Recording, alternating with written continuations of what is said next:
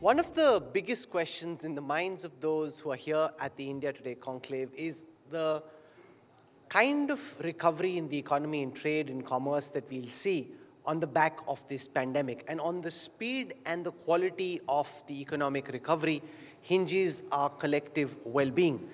So joining us in this last session of the India Today Conclave, I have half the panel with us right now. The other half is on the way, so bear with me as we bring this together. I want to introduce, first and foremost, one of our top investment bankers, especially given the number of private equity, venture capital deals that are going through. We're now in a zone where we seem to be throwing up one unicorn a day, if that continues, and for how long, and also the view on the government's monetization programs. We hope to talk about all of that and more with Sanjay Nair, Chairman of KKR India. Welcome. Thank you, Sanjay, for coming to the India Today Conclave. With us also for a sense of how the e-commerce companies and the whole startup ecosystem is viewing some of the government's policies and what's required to speed up growth in the post-pandemic period. We have Kunal Beheld, CEO of Snapdeal. So welcome, and we'll get started, and then Piyush Goyal will join us when he will.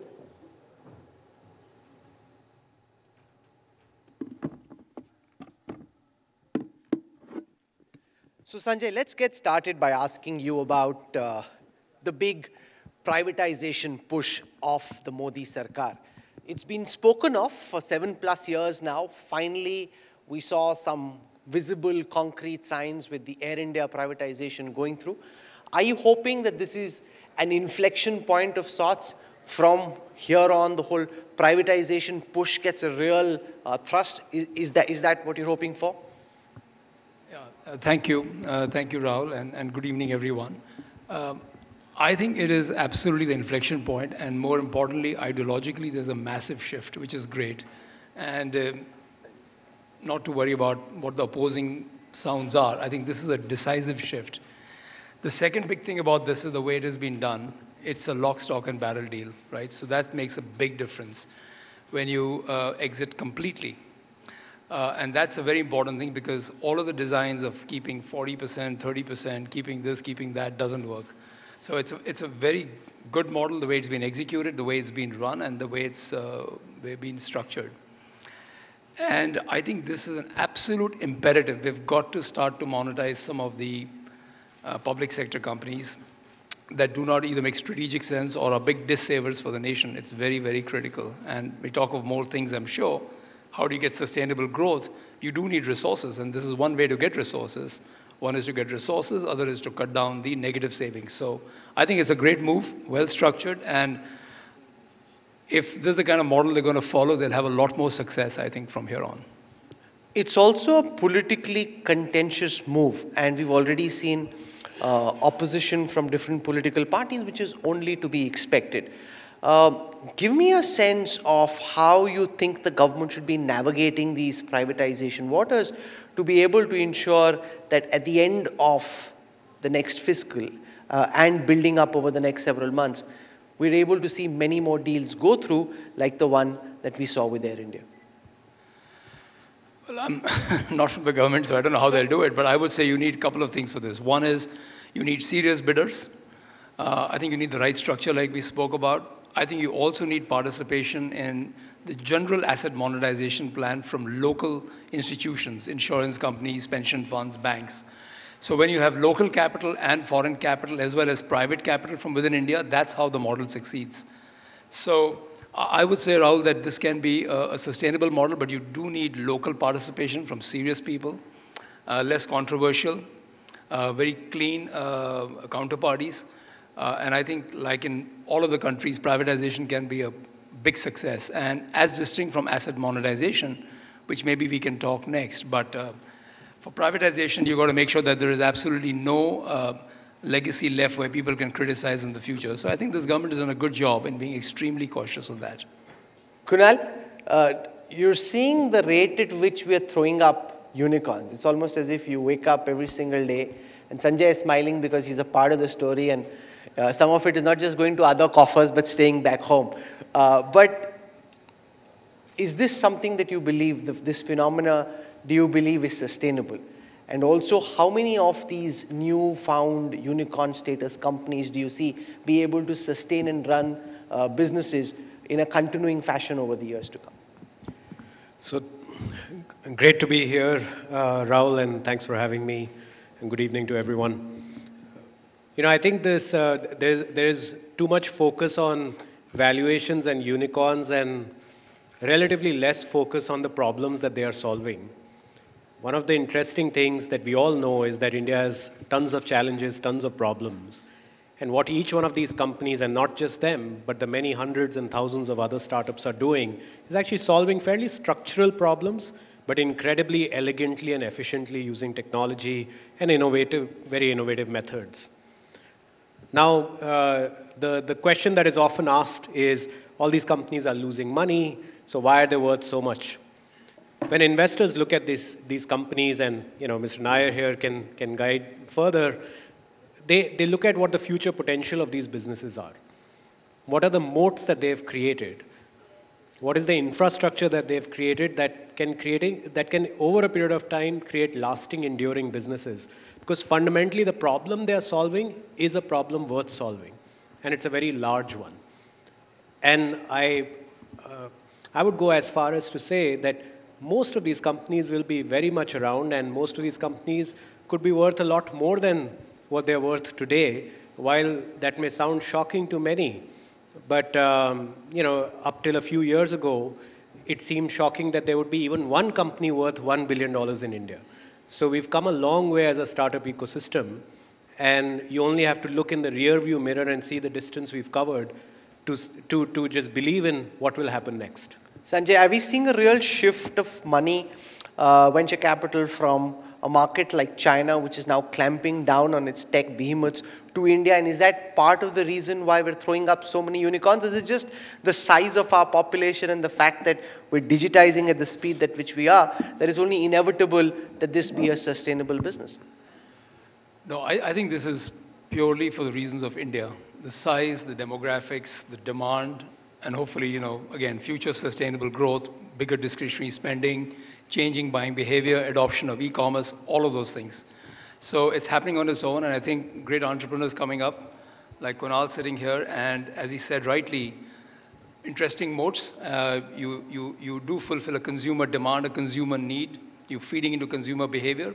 A lot of money will come into this. And the other reason the money is coming in is that I think there is a fairly high degree of comfort that now in this area, government interference is not there, and they can really do business in a very predictable way. And I think you ought to give credit to the government. They have really encouraged the sector.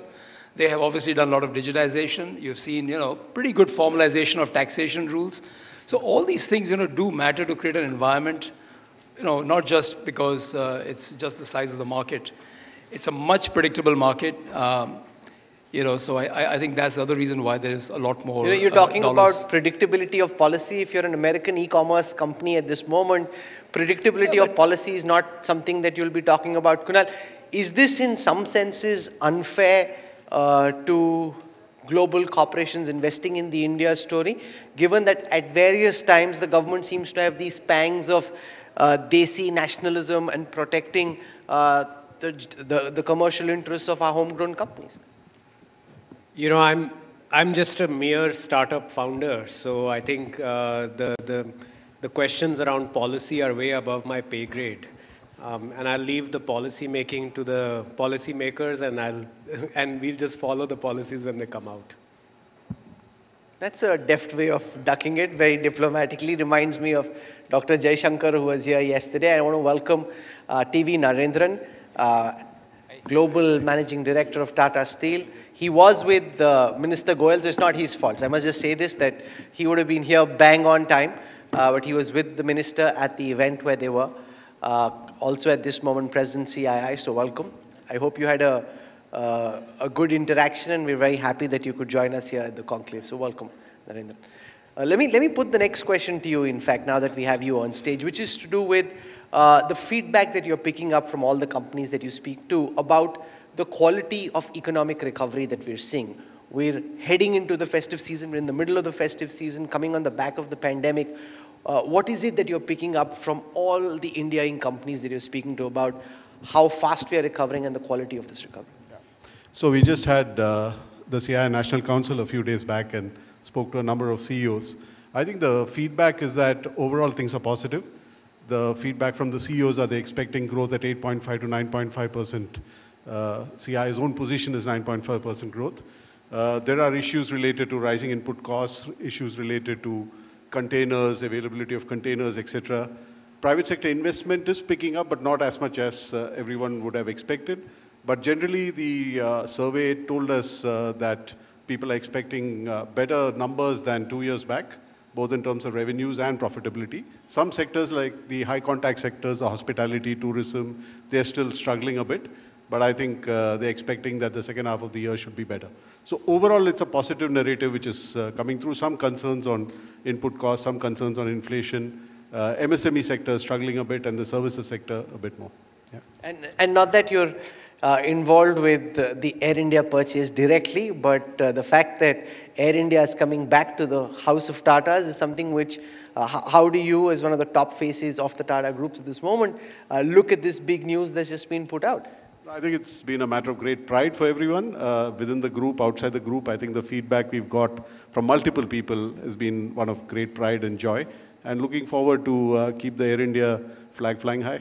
Yeah. And there are many people sitting here wondering what are they smoking and what is it that they... Is this an emotional call in some senses? That this is something that you just wanted for various issues of legacy, history, to get done, and then dekhi jaoge, we'll figure out how to make it happen, but right now let's go out and get it. You know, like you said, I'm not directly involved in that acquisition, but I think as a group, we've grown up hearing a lot of stories about how JRD used to run Air India, and I think it was an example of pursuit of excellence. And if we had a world-class airline, one of the global best many years back, why not now? Also, one of the big thrusts of the government is asset monetization. And it's central to the government's plans of financing a lot of what it wants to get done. Why don't you give us your thoughts as the minister comes in on the manner in which this is being approached at the moment and the kind of outcomes you believe are likely? You know, I think it's a very good step because it helps you monetize or unlock value from assets without having to lose the ownership of assets. So I think it's a great way of driving more efficiency into the system, and for private sector, great opportunities to unlock value from assets which have already been created. So private sector welcomes it. I think it's a great idea, and the way the government is driving it. Come. Can we welcome to the India Today Conclave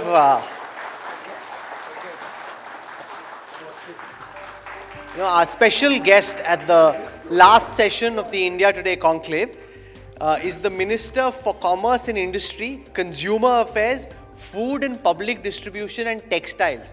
You know, I had to write it down so that I don't forget some of his portfolios. And if it takes so long to just read out the portfolios, imagine having to get all of that done. Are you finding it difficult to cope with all the portfolios and so much responsibility on your shoulders in terms of packing the day in and getting things done? Minister Goyal, welcome to the conclave. No, as long as I'm able to do my job all right, and end of the day, reach your program before you wind up, I think everything is getting sorted and getting done. But I think it's a great opportunity that Honorable Prime Minister has given, and I'm grateful to him, because he's kind of brought together areas which have a lot of synergy. For example, BIS is in consumer affairs. There was always this clamor that industry and Bureau of Indian Standards need to work together. We have textile, which is the largest job creator in the country. There was this need that industry, and we look at free trade agreements worldwide, get more market access for textiles. So there's a lot of synergy that he's tried to bring together. So at this session at the India Today Conclave, we're going to spend some time talking about the quality of economic recovery and the government's plans to speed up the economic growth process from here. And we have Minister Piyush Goyal, we also have TV Narendran, Global Managing Director of Tata Steel, President CII, we have Kunal Beheld, Chief Executive of Snapdeal, and Sanjay Nair of KKR India. So, Minister Goyal, a big announcement yesterday by the government on Air India, the privatization finally going through. Are you hoping that this will, in some senses, be an inflection point for a lot of what the government was talking about for several years, which you now, on the back of the pandemic, hope you will finally be able to get done? Yeah, in my previous engagement, where Mr. Narendran was also there, I complimented the Tatas for, in my humble view, as if I don my old hat as an investment banker, an absolutely wonderful buy. To my mind, the Maharaja is in safe hands, and now time for India to regain its glory in international aviation circles. And this was a move which, if I remember correctly, Arunji will recall. Mr. Arun Jaitley had made a remark which I read in the paper again today. He used to often say that if we don't disinvest Air India at that time, there'll be nothing left to disinvest. And in some sense, it came true. The government spending thousands of crores every year just to keep an airline going. And that's our taxpayer money, which could go for public welfare, which would go to create new infrastructure, which could go to promote industry. So I think Prime Minister Modi has truly demonstrated his ability to take strong decisions in the interest of India, for the good of the people of India, and has demonstrated to the world that he seriously means business when he says the government has no reason to be in business. One of the challenges which was being spoken of is the lack of private consumption at this moment. And despite the fact that we're coming out of the pandemic, there would have been an expectation that there'd be a release of pent-up demand, which in some sectors there has been, but net-net, the macro picture seems to be that private consumption hasn't taken off yet. How is the government hoping to deal with that issue and try and encourage people to go out and consume? All the statistics somehow don't seem to suggest what you are saying. The numbers of, after all, GST collection is a reflection of people spending. And the net collection in a GST regime, which is at the last stage of consumption, clearly only reflects consumption coming back into the market. The fact that industry, by and large, is almost running to capacity in all the main sectors. The PMI is high, the mood of the industry is very positive. Exports, I don't know if you are aware, we have touched $197 billion of export in the first 6 months. This was unheard of in India. It's the highest ever we've done in the first 6 months. And normally we all know that the first 6 months are slow. In addition to that, 3 of those months were the second wave of COVID. Toughest possible time. And we've done 197 billion, which in some sense is reflective of India's credibility worldwide. The fact that the world is now looking to India as a trusted partner. The world is wanting to engage more with India. And I can tell you, my own meetings or discussions with various world leaders from trade and economy suggest that they are very, very keen to expand our relations between India and other countries. We've launched FTA negotiations with UAE on the 22nd of September, with Australia on the 30th of September. Both are going on full stream ahead. With the UK, I was to possibly have a meeting on I will be meeting my counterpart there who's just come in a day after tomorrow. And then by November, we are hoping to launch FTA negotiations. EU, we launched a couple of months back. We are looking at a possible FTA with a couple of more countries. Do you have any commitments to timelines about when you hope to get some of these free trade agreements actually signed, sealed, and started? UAE, almost certain will happen in the next 3 or 4 months, a full FTA. With Australia, we'll have an early harvest, an interim agreement with the contours of the larger agreement in place. Again, by January, they have actually set a deadline of 25th December. And both teams are working to that deadline. And I just got a message from the Australian minister that I'm looking forward to meet you and discuss further on our negotiations. Day after tomorrow tomorrow we are meeting, Tomorrow we are meeting. So the mood is to really fast track it. UK in November, once we launch, We plan to look for an interim agreement by March and do a final agreement by June or July. Canada was very keen to start discussions, but COVID hit first them, then us, then them, and the roller coaster went on. Then they got into election mode. That's just got over. Again, I got a message day before yesterday from the Canadian counterpart that she's looking forward to meet me day after tomorrow. So, and then I think we'll launch it very soon. Now that the elections are over, there's certainty over there, so we have time. And Canada, we have to just finalize whether it will be a full FTA or a interim early harvest agreement to get benefit of the low-hanging fruits. Why I'm sharing all this with you is that now we have to prepare Indian industry. We have to get ready, and that was what our earlier engagement was all about. I was talking to some 60 industry associations, ASCON it is called. CII has this body called ASCON. 60 sector-specific industry associations. Capital goods manufacturing, renewable energy, product manufacturing, machinery manufacturing, power, electrical goods manufacturing, cement manufacturing, steel, automobiles, auto components, every sector was there.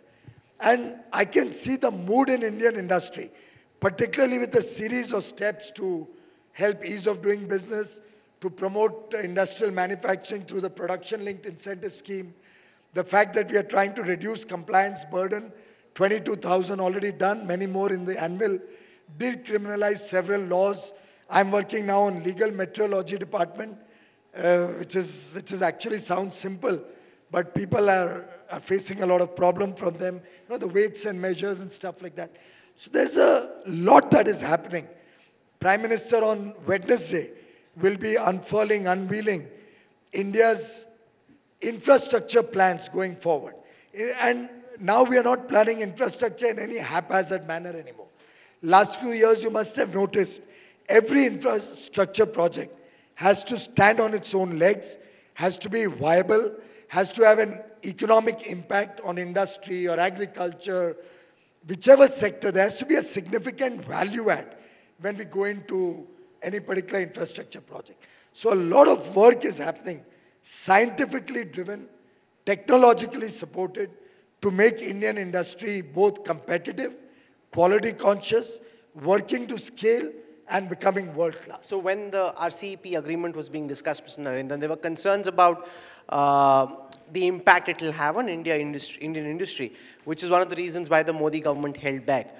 What's the sense at this moment about these country-specific free trade agreements that Minister Goyal is pushing for? Is this something that India Inc. will welcome and think that it benefits from? Or in the style of the old Bombay Club, you think that even now, with these free trade agreements, Indian industry would have to take a knock? You know, Rahul, it's a slightly nuanced subject, and I think the industry position is, yes, it's important to be part of global value chains. But having said that, when you negotiate FTAs, we really need to make sure we do the right thing. Because ultimately, when you look at it, there's movement of people where there are a lot of restrictions. Migration is not free. Then there's movement of investments, and there's movement of goods. So you need to balance all three, right? Because in India, you need to create jobs. So you need investments to come in. PLI schemes and things like that help investments come in. India is unique because it's a large domestic market as well. So you can invest in India to make in India for India. You don't necessarily have to invest in India only to export. But having said that, you need exports because it does help you when, let's say, the domestic market slows down, or it helps you build scale beyond the domestic market. So finding that balance between these three is, I think, very important. And I think on investment, we have one of the most open markets. I mean, pretty much in every industry, you can get in with 100% FDI. So I think we should encourage investments in India so that you address jobs in India. At the same time, help industry build scale. Industry can be competitive within what's in control. What's outside industry's control, we need to work with government, like logistics, infrastructure, effective tax rates, so on and so forth. So I think it's a nuanced subject. There's no one-size-fits-all. Different countries will have different approaches to deal with this, and I think India should find its own unique approach, and I think the government is trying to find that balance. And Sanjay, you were traveling for a month in Europe, trying to raise funds for companies to come largely invest in India. What are you picking up with all the calls that you're having globally with different kinds of pension funds, hedge funds wanting to invest in the India story? How bullish, according to you, is the world on India and what the government is doing over here?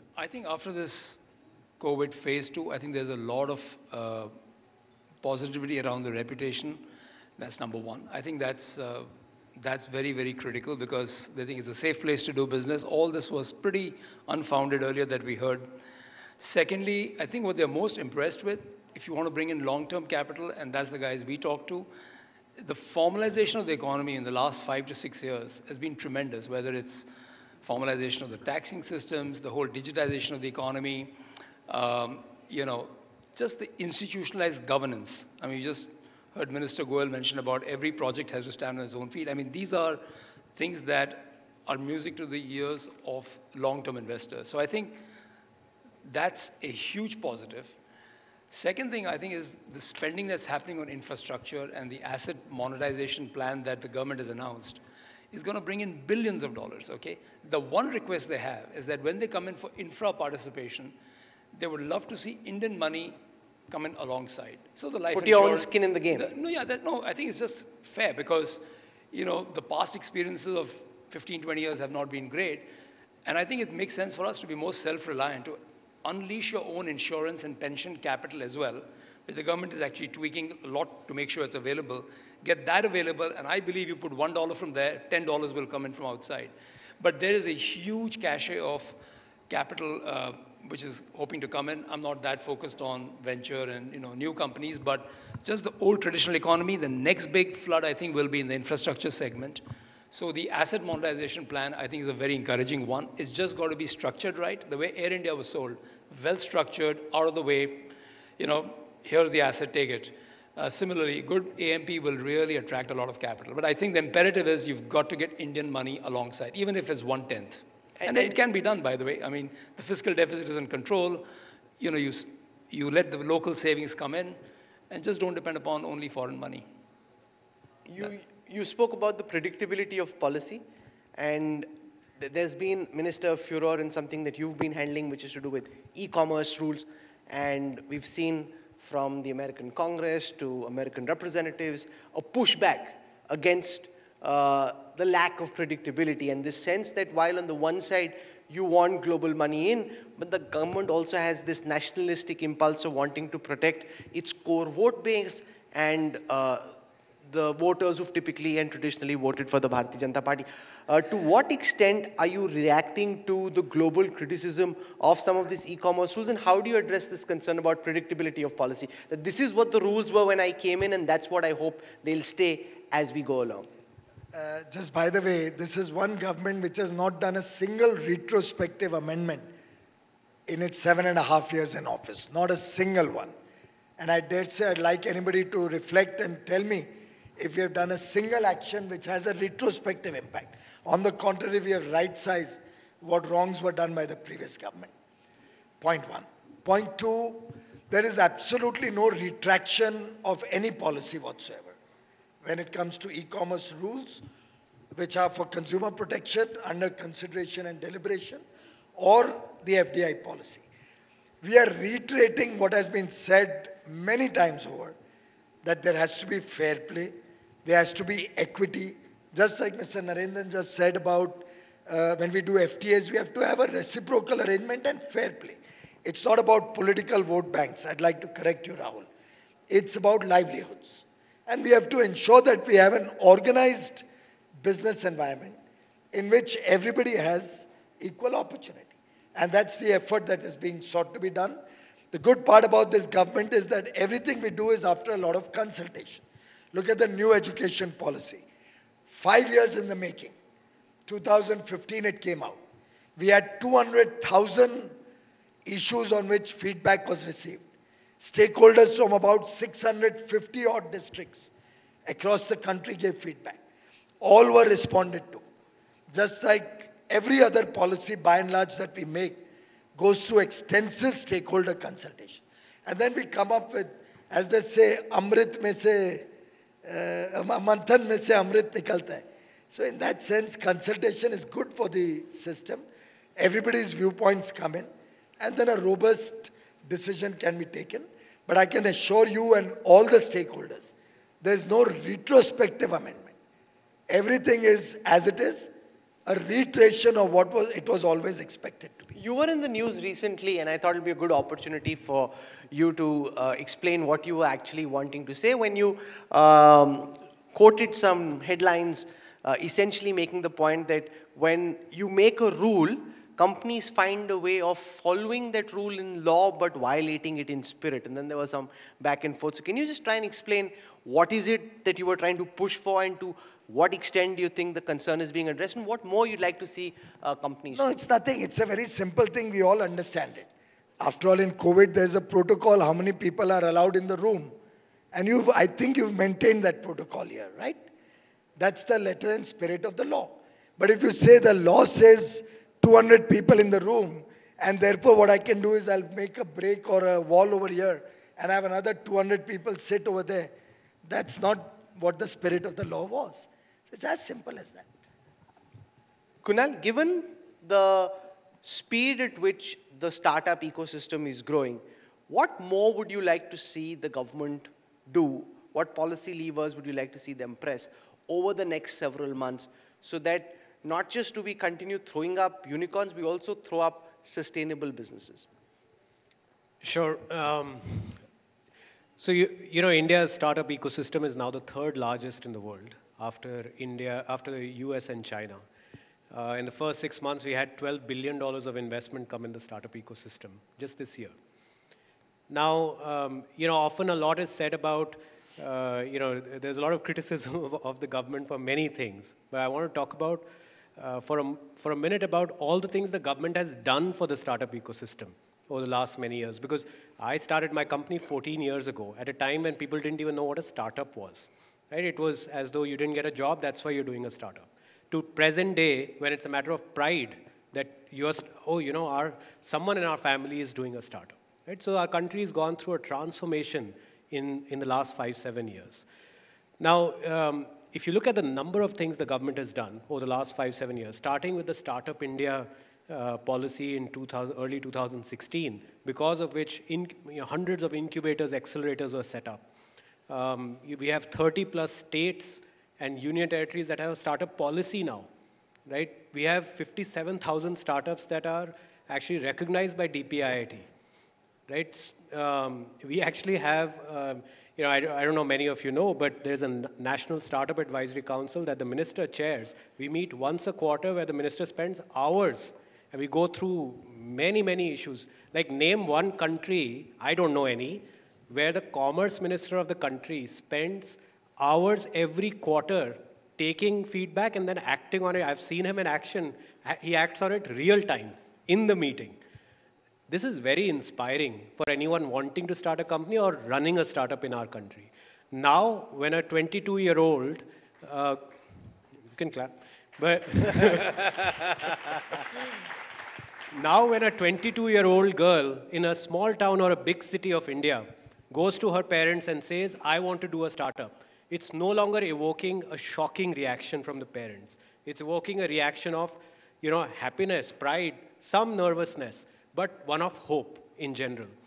There is this feeling that now we can build a company, we can do something from scratch, even if we didn't come from money, even if we didn't have any resources. And that is the most reassuring thing in our country right now. We all know there are lots of problems in our country, right? All of us know that. There is no question about it. But when a founder, when an entrepreneur looks at a problem, they look at it as a challenge. They look at it as an opportunity. They look at it with a positive mindset, right? That this is something we can actually solve. And it's that can-do mindset, can-overcome mindset, can-create mindset of India today that is actually driving the growth in the startup ecosystem. And obviously all of that is bringing in capital, which is accelerating the ecosystem. It must give you great pride to see the headlines day after day in the pink papers announcing which companies just turned into a unicorn. To what extent do you think the government deserves credit because of its startup stand-up policy? And to what extent do you believe this is just the spirit of India and young people like Kunal and many others who are following in his wake, who are making the effort, despite all odds, to go out and follow their dream? Rahul, why are you trying to divide us? The industry, government, media, the people of India, we are all working as joint stakeholders. It's a collective and collaborative effort. And I think nobody is taking away the credit from anybody at all. It clearly is the hard work, the technological prowess, the mind, the thinking of new innovative ideas that our young boys and girls have demonstrated that deserves the highest accolades. In the midst of COVID, we've seen what, 30 plus unicorns in the midst of COVID, 21 in the last 6 months alone. So I think these boys and girls, youngsters, have all done real wonders for India, and all of us should actually give them a standing ovation. That's what the Startup India movement deserves. One of the global headwinds that we're seeing when it comes to China is the clampdown on tech companies. To what extent do you think the government's been able to benefit from what Xi Jinping is doing internally, and what more can you do to ensure that companies, manufacturing, investment moves away from China at a greater speed towards our shores? See, we don't craft our policy because something is happening in another country. Our policies stand on their own legs. Our policies are crafted or designed to meet India's needs and what is important for India to become a trusted partner in the rest of the world. And that's what we drive strength from. I mean, I'm happy to share with you, why is the world looking at India for greater engagement today? In the midst of COVID, at the peak of COVID when it started last year, we are amongst the only country which met every single international commitment. Bear in mind, ladies and gentlemen, every single international commitment that our goods or services sector had made internationally, unless the buyer was not willing to take the delivery. Our services sectors, travel was down, tourism was down, hospitality was down. Despite that, last year we were at 97% of the previous year's level on services. That means the IT sector actually grew. Our goods were at 94 odd percent of previous year. This year I've already given you the figure. The mood is, and as I can see it, the mood in the country today is that goods and services are competing with each other in a friendly manner to reach the 1 trillion mark each. So goods this year will be about 400 trillion export. Services maybe about 180, 190. Could take a shot at $200 billion of export. But they are both competing because services are growing manifold, and with work from home, opportunities for our young boys and girls are going to increase by leaps and bounds. Work from home really makes India the most competitive place to source your services from. And now I don't even have to struggle on mode 4, which is what we do in FTAs to try and get more people to relocate to those countries. Now it's important to get market access and get people in India opportunity to serve world markets. So to my mind, there's huge potential irrespective of what's happening in other countries. On our own strength, with the world looking up to India as a trusted partner, a reliable partner, somebody who has transparent, rule-based, democratic way of working, a country with a decisive leadership, with such wonderful skills and talent in our youngsters, the right demographic dividend. Everything is right for us. We need to, all of us collectively, determine that we are going to become Atmanirbhar. Atmanirbhar Bharat is at the core of our philosophy now to become not only self-reliant, but a self-confident India, wanting to engage with the rest of the world on equal terms, with full spirit and confidence, reciprocity and fairness. And I think India's time has come. Mr. Narendran, is there a dichotomy, and to what extent do you believe there is between the stock markets, the value that's being created at the top of the income pyramid, and the numbers that come out about unemployment, especially at the bottom of the pyramid? We're seeing, for example, in the technology sector, a huge spike in salaries, demand for jobs, but it's not evenly distributed.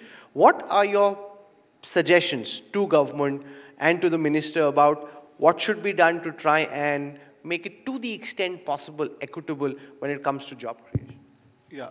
So, obviously the last 2 years has been very different, and the services sector has struggled a lot, and a lot of, people have been impacted by that. But if you look at the data, even over the last 6 months, rural employment has actually gone up. Apart from the Manrega scheme, in fact, the non-farm rural employment has gone up. And a lot of it is to do with the focus on infrastructure and the road building which is going on.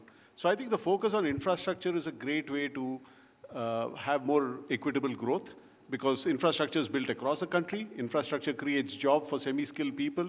Infrastructure also helps people migrate from a agri-based job to a more industry-based job, which requires a bit more skill. So I think it's a good bridge, and the focus on infrastructure helps that. Secondly, the connectivity, whether it's the digital connectivity or the physical connectivity through infrastructure, I think makes it more inclusive. Even if you look at the stock market, the number of retail investors in India are growing.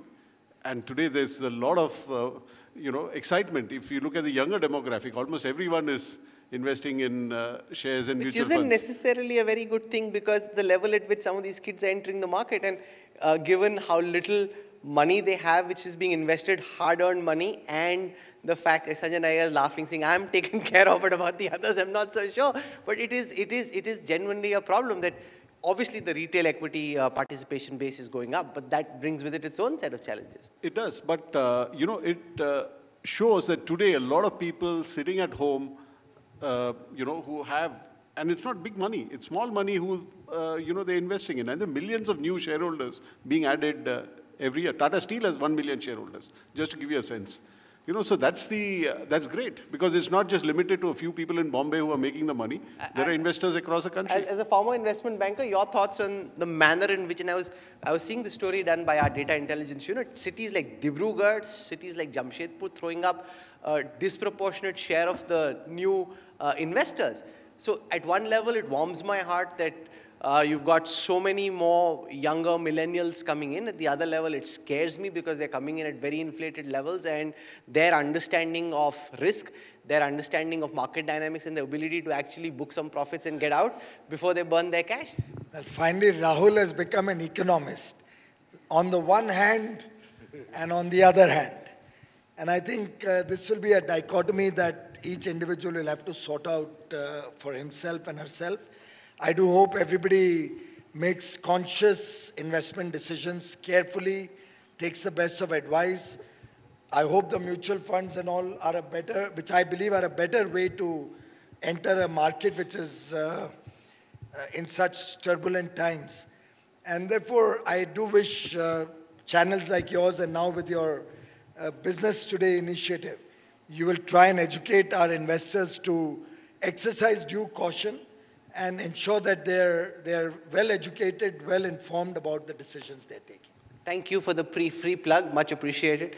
That was very useful. So I want to thank Minister Piyush Goyal for coming to the India Today Conclave and for sharing his insights. We've been through a very rough 2 years.